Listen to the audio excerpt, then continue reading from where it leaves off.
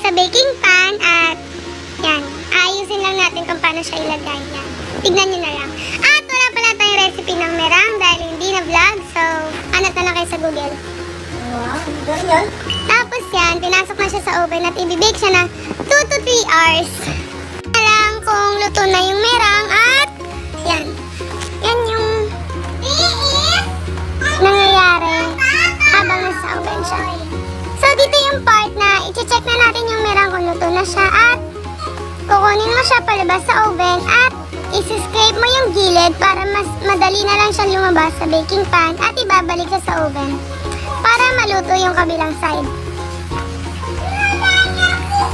Kailangan pala siya lagyan ng parchment paper para malinis. At aalisin yung parchment paper dun sa taas at yun naman ang iluluto.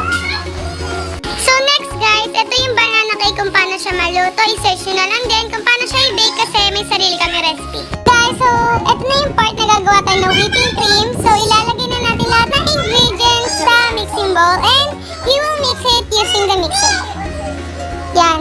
I-mix lang natin siya hanggang maging stiff and dry na siya.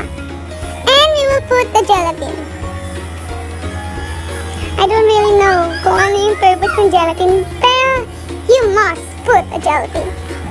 And mix, mix, mix, mix, mix. Mix, mix, mix, mix, mix.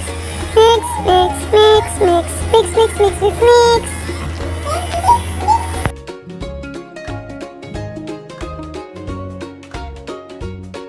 Yung mixture natin na ilalagay natin sa piping bag and kahit anong tip, guys. Remember, kahit ano, basta maganda for designing and anything. So, yung chocolate thingy, that is the most. Hindi ko rin na-videohan yung procedure pero may recipe siya.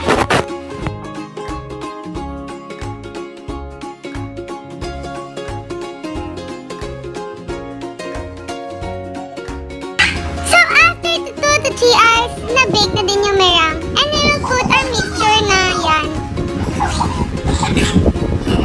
Kahit anong style, pabilog, pa-heart, pa-star, pa-letter A, pa-letter B, pa-letter C, kahit ano kasi, spread din naman natin siya. And yan, yan yung kabilang meringue.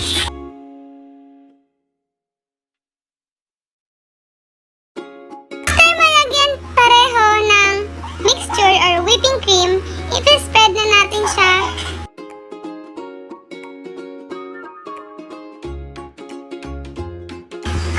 So pagtapos natin siyang spread, lalagyan na natin siya ng cashew for some flavorings and design.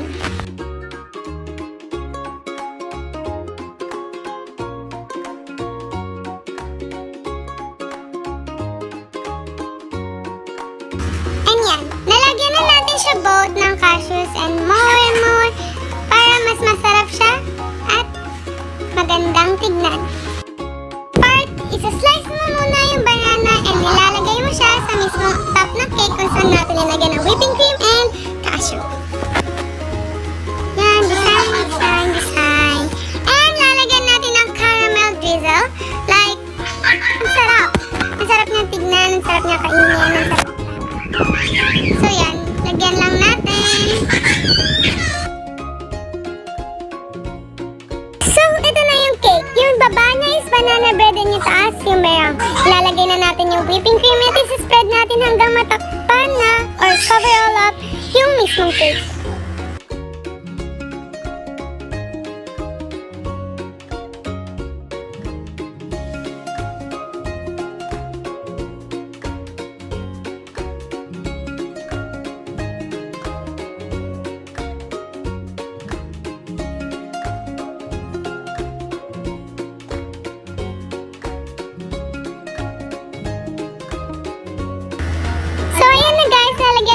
natin siya ng design, styles, and everything para mas maganda siya.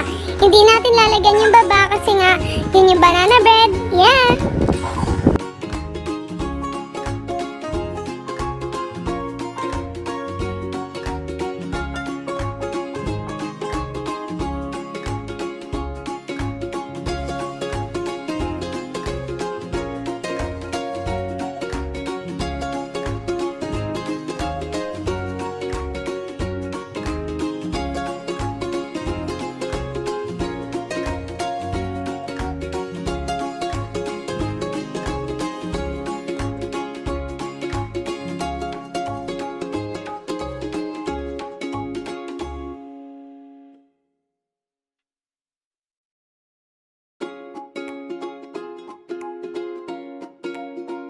Natin ng ganyan, design niya.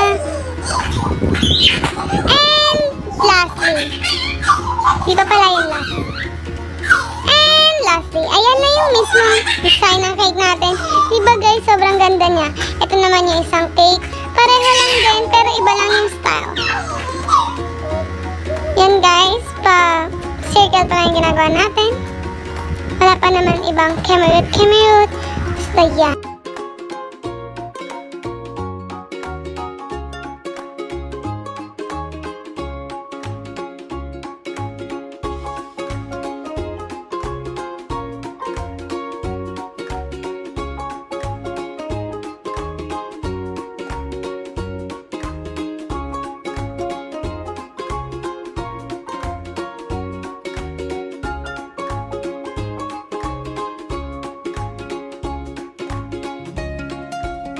So, ayan na guys. O, pak, transition.